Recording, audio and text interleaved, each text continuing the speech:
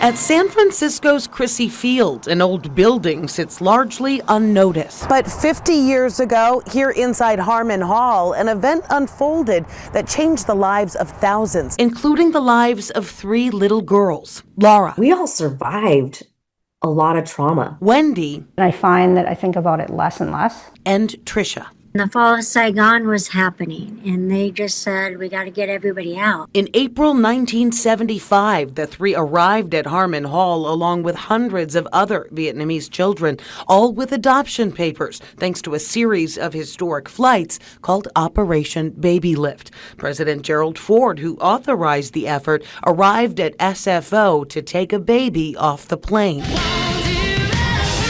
Laura, now a musician, was adopted by a military officer and his wife. All right. Tricia, a teacher, found a new home with the family in Orange County. Try every time. And Wendy, an accomplished photographer, was embraced by a shipbuilder and his wife. We'd heard about the children that needed homes and that we were just so concerned about what was happening over there. You're back on live television again. But the Babylift was not without controversy. At Harmon Hall, as the children were processed, some volunteers spoke Vietnamese with them. They discovered that a significant number of them had families and that they were not orphans. East Bay attorney Tom Miller immediately filed a class action lawsuit to determine who was eligible for adoption. He says some parents put their kids on planes to save them, hoping to join them later in the U.S. All of this would have been preventable if the U.S. government had operated responsibly right from the very beginning. A judge denied the lawsuit and sealed the records. Years later, international family law expert Ron Koltz did a deeper dive. I discovered widespread misconduct. Koltz researched federal, state, and court records involving the Babylift. She found nearly half of the children arrived with forged or fake identities. I feel a grave sadness. Today, many of the adoptees have turned to DNA tests to uncover their past.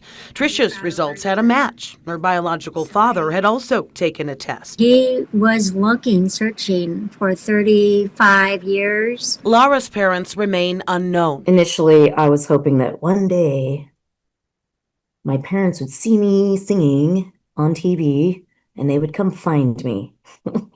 And we'd live happily ever after. As for Wendy, she had no desire to find any biological relative. To me, that's not important at all. All 3 love their adoptive parents. Wendy is busy with photography. Tricia adopted a daughter. I had a great life with my family, my adopted family, and I survived. But some of the adoptees suffered abuse after arriving in the U.S., including Laura. She now uses her music to help foster and adopted children who have suffered trauma. It's my superpower. And if I can make change with music, with other young adoptees or foster kids or survivors, I would like that. The end of the war was just the beginning for 3 very different women whose stories are still being written.